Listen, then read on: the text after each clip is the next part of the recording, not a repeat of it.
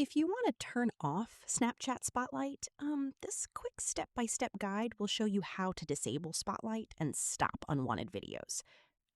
First, open the Snapchat app on your phone. Now, tap on your profile icon in the top corner. Then tap on the settings icon in the top right.